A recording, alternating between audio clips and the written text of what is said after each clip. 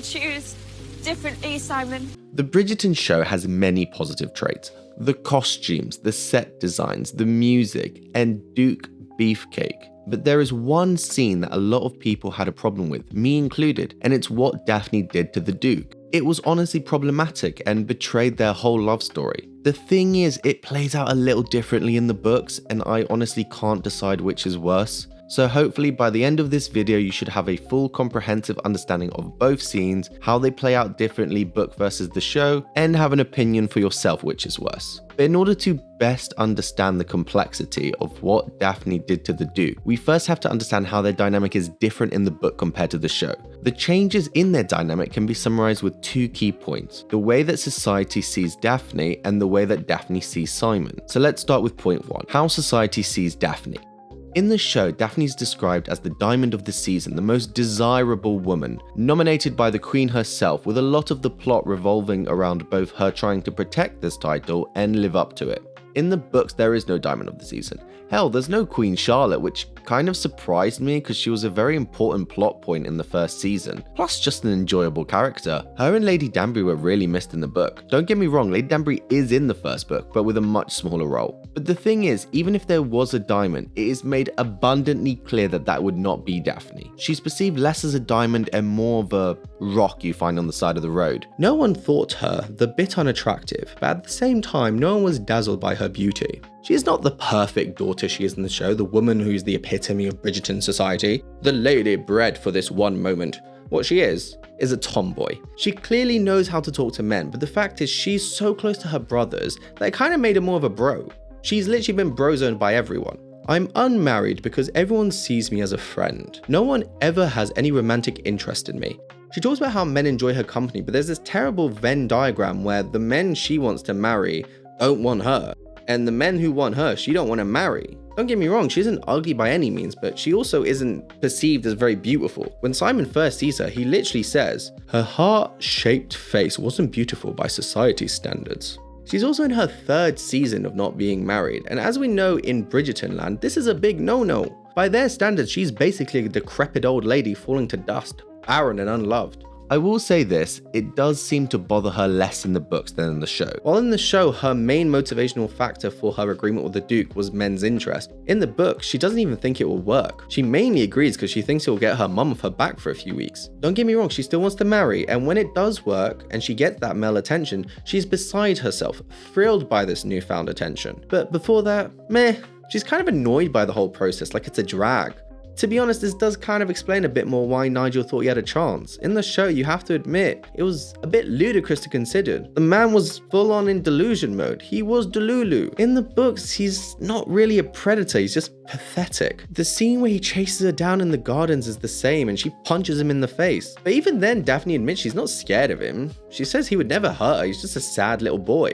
Rhetorically speaking, he's still a grown-ass man in the book. And then he's never seen in the book again. She knocks him out so hard, she sent him out of the story completely. He wants Daphne because he says she's the only person who's kind to him and believes she's his only chance to be married. Is he creepy and sad? Yeah. But unlike the show, he's not some sleazy predator with a plan. I think these ideas are really important as it changes the dynamic with the Duke in two key ways. One, she comes across a little bit less desperate. Okay, maybe desperate isn't the right word. What I mean by this is in the show, she is adamant she has to find a match this season. So the Duke sort of falls into the plan. Yes, she does love him, but there is also greater vision in play. In the books, like I said, she doesn't care as much. She is trying to find a good match, but it doesn't have to happen this season. So when she finally falls for the Duke, it does feel a lot more organic, like she fell for him.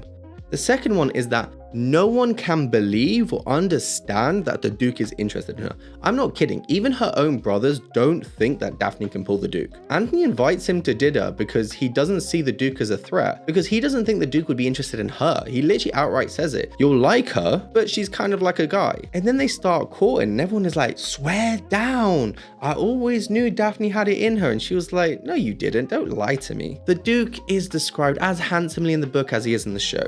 He is still Duke Beefcake. When Daphne first meets him, she describes him. His face was quite simply perfection. It took only a moment to realize he put all of Michelangelo's statues to shame. I feel I should mention at this point that when Simon and Daphne first meet, It's the scene where she punches Nigel in the face, which in the show happens at the end of the first episode. This means that every time they meet before that is non-canon to the book, with the exception of the Duke being invited to their family dinner. That happens after, so they change the order a little bit. Now, this is also important to remember that at this point, the Duke does not know who Daphne is. He does not know that she's Anthony's sister. So that also changes the way that first scene plays out. Now, the reason I call this the way society views Daphne is because Simon does not view her that way. He acknowledges that others might not find her attractive, but he is obsessed with her from the first meeting. Here is the rest of the quote.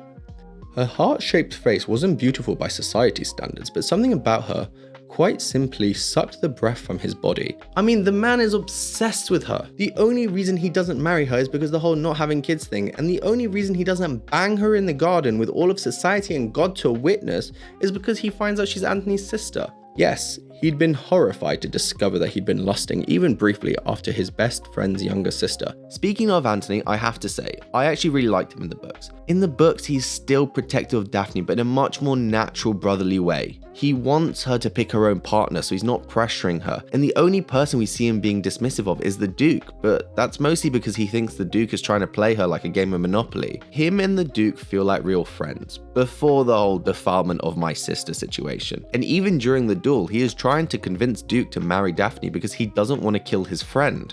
There's also this really funny moment between them when the Duke is like, you know, half my reputation as a rake is unearned.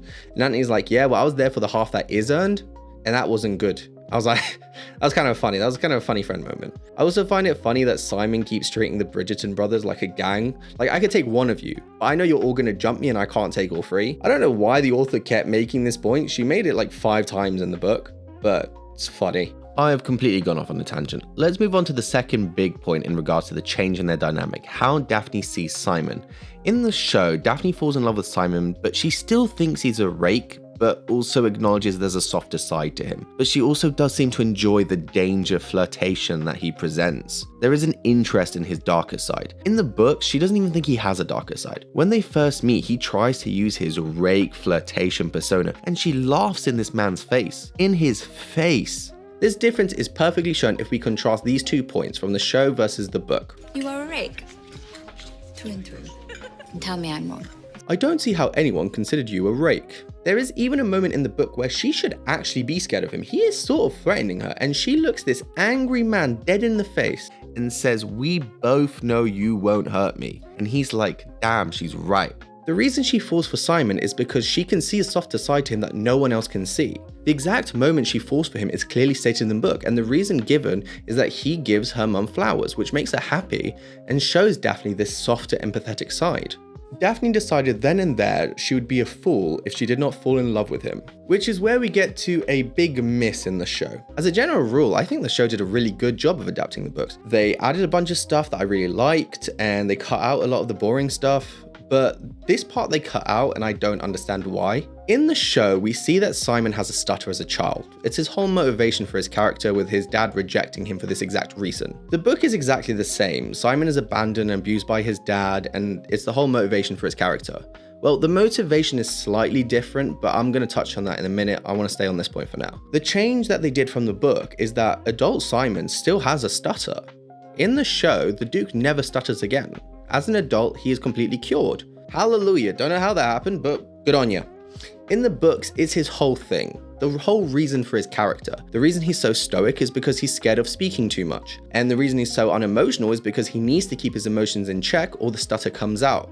It defines his whole personality, which in turn defines the way people see him. No one knows that he sometimes stutters, so they find him a bit arrogant and cocky. They like it on him, but it's how they see him. And he lets them see him that way because it beats everyone knowing he talks like Daffy Duck. But his relationship with Daphne is more special in the books because she's the only one he can be himself with. She even mentions it that he's icy around others, but she makes him laugh. Sometimes it seemed to Daphne that she was the only person with whom he was ever truly relaxed enough to laugh and joke and make small talk. But he does stutter when he has intense emotions, especially around Daphne. When he's angry, when he's sad, he stutters. And that kind of scares him because he realizes he's being vulnerable with another person, Daphne. And that person is accepting what he perceives to be his huge defect. It also means that his rake reputation is mostly that, a reputation. a mask that he wears, because for him it's better to show people the vices he can control than for them to see the true vulnerability he holds underneath. The whole reason his dad rejected him. But yeah, I don't know, I feel like they should have kept the adult stutter in the show, at least 1 or 2 scenes, but I guess that wasn't sexy enough. So I mentioned briefly that the motivation was slightly different for the Duke in the books, and I want to expand on that a little bit. So obviously in the show, the Duke goes to his father at the end of his life and makes a deathbed vow that his bloodline ends with him, that the Hastings line will not continue, which is a part of it for Book Duke. Don't get me wrong, there is that aspect, but it is secondary to a much more important reason. He doesn't want his dad to win. Simon ended up growing exactly into what his dad wanted from him. Someone who is smart, a respected member of society, someone that he would be proud to take over his dukehood. Even his father acknowledges him long before his death and becomes proud of the man his son has become. But Simon doesn't want his father to get the perfect son when he was such a terrible father. He doesn't want him to get the reward while he put in none of the work. So he refuses to live the perfect life with a wife and kids, which society perceived as a vital aspect. It is the very least that he can withhold from his dad. I like this reasoning more because the deathbed confession always felt a little weak for me. Like, he's dead. What does he know? But before I move on to the Daphne scene that obviously is the problematic one, both in the show and in the books, I want to do a quick fire round of some other changes. Firstly, all the characters are white. Obviously in the show, we live in some kind of alternate reality where a lot of the characters are black and the queen is black and the people are accepted. And as we know, this is sadly not true from real history. It doesn't affect the story either way. I just figured since I was describing the differences, it was worth mentioning. Plus, it's kind of a big plot point in the Charlotte show, which I know is also based on a book, so I am kind of curious how they play that out differently. In the book, Simon is described as having dark hair and blue eyes. Penelope is not the mysterious Mrs. Whistledown, at least I don't think so. I only read the first book, so that might change, but I seriously doubt it. She seems to be more of a plot device than a character. Another one, the Duke does not have that boxer friend, which I find a bit funny. Like, I can just imagine them in the writer's room like, how do we get him to talk about his feelings but not give women the ick? I know, let's make him punch a man in the face while he does it. Like, it's not that deep, just let the man express himself over a beer. Another one, after the incident we're about to discuss, Simon moves away from Daphne for 2 months, which kind of caught me by surprise. I don't know, it just seems like a lot of time to not see your husband, and obviously that wasn't in the show. Eloise and Penelope are a lot less relevant in the books. Penelope just comes in, gets roasted by every character and then leaves. She literally pops in, gets called ugly and fat, and then isn't mentioned again for a couple of chapters. The Duke does ask her to dance in the first ball, which I thought was kind of a good way of showing his sympathetic side. Also, the Duke and Daphne did not have to jump through all those hoops to get married, like stand in front of the Queen and give a speech. Which, I actually really like the fact that the show added this in, because it's one of my favourite scenes in the whole show. The whole speech that the Duke gives about why he thinks Daphne is special to him, I just thought it was a really nice moment. But in so removing it, we found something far greater. We found friendship. But I knew that scene wasn't going to be in the book. And also, with Charlotte not being in the show, the prince also is never in the picture, which is kind of nice because it makes Simon feel like he really chose Daphne and not the fact that she's being stolen away by a competitor. He made a decision himself. Well, sort of.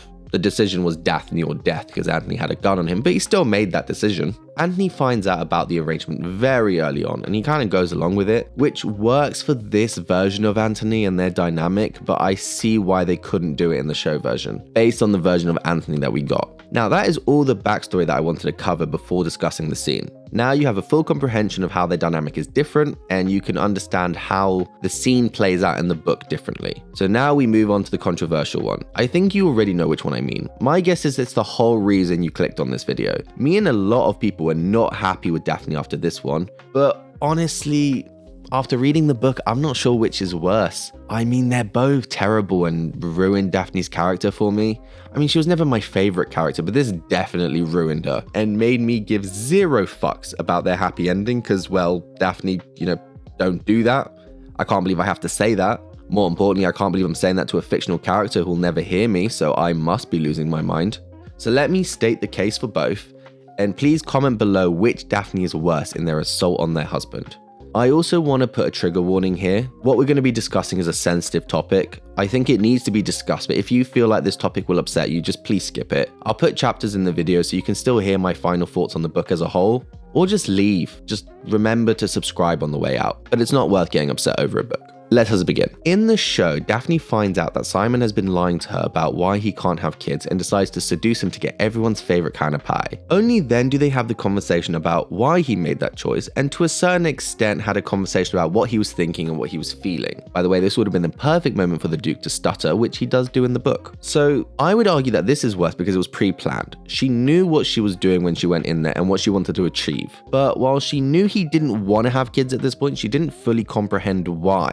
And this is in direct contrast to book Daphne, because she finds out how kids are made. She gets the whole birds and the bees talk. Well, not really. One of the maids has this saying about strong seed, and she has sort of a light bulb moment. Can I just say, her looking at their dirty, crusty sheets and calling it his seed made my spine shiver. But anyway, she confronts him and he tells her everything. The man spills his soul like he's at a confessionary booth. Take him to church. The abuse, the beatings, the fact that his father pretended he was dead. Once the conversation concludes, she moves into the spare room and he goes and gets smashed. And he shows up at her doorstep pleading not to lose her, begging. Again, he spills everything apart from the one thing she wants him to. She then lets him sleep in her bed, and the next morning she sees this man is harder than a metal bat and decides to seduce him. So the aspect of this which is less worse is that it wasn't premeditated. She talks about kind of being lost in the moment, like she did want to have sex with him and got drunk with power because it was her first time being a dom in the bedroom. She hadn't planned it. She hadn't looked at him while he was sleeping and thought, he's probably still drunk. I can make love to him and capture his seed, and he'll never know. And decide to just take what she wanted. Both him and his seed.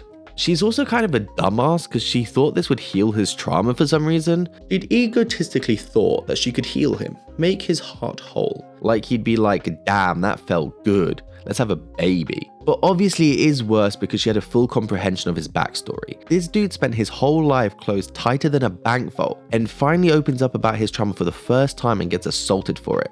There was also the aspect that he was drunk, which puts consent into question. Plus, he was just looking for some intimacy. He was just looking to cuddle, not have sex. So yeah, honestly, I don't know which is the greater of two evils. Any thoughts you can give me to swing the pendulum one way or the other would be massively appreciated. Just please remember this is a sensitive subject, so let's handle it with a certain level of decorum if we're going to be discussing it in the comment section below. And I think what also really annoys me about this scene is that it works. What I mean by that is Simon does change his mind both at the end of the show and at the end of the book, which I don't know what the author was thinking with that one. And more importantly, I don't know what the show creators were thinking. They had the perfect opportunity to change it and they just didn't. I know it's an important plot point because there needs to be some kind of conflict at the end which separates them, but there's a million and one ways they could have done this differently. I don't know what Netflix was thinking. But to be honest, that was the last scene that made me feel anything, even if it was anger. The ending was mad boring, I'm not gonna lie to you. In the book, Daphne goes to London to be with her family. She thinks she's pregnant, so she sends a letter to the Duke, only for it to turn out she was wrong, and he decides that he's changed his mind because it would be ridiculous to let a dead man control his life, and he wants to have a baby. Honestly, I was just waiting for it to end. I barely made any notes. What did I write here? They have children in the epilogue. Daphne falls off a horse. It's basically the last 10 minutes of the show, but across 2 chapters. Yeah, the book was readable, but the ending was dull. From my understanding, the second book seems to be the most popular one, and Anthony was my favorite character in this book. So let's say 1,000 likes and I'll make a part 2 on the second book. If not, I have other books and Netflix videos to get on with. Why not hang around and check them out? If you made it this far, it must mean that you enjoyed the video, which means you'll probably enjoy the next one, so you might as well subscribe to my channel. Otherwise, thank you so much for taking time out of your day to watch my video. I love each and every one of you, unless you're not a subscriber, and then I just really like you. But that's enough from me today. See you guys in the next video.